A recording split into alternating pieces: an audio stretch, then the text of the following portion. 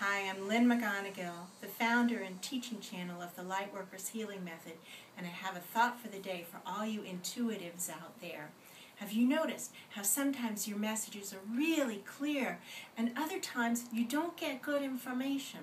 Here's the deal. We all have these antenna or intuitive channels, or whatever you want to call them, our sensing mechanisms. And that's how our intuitive messages come to us, is through these channels. Now, normally, our intuitive channels are just pointed out into the world, and so we pick up whatever is out there to pick up.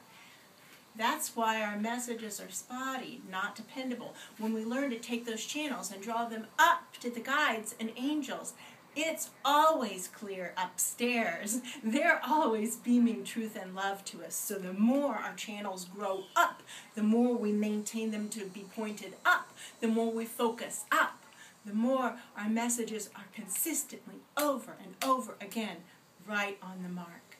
Come to our website, lightworkersmethod.com.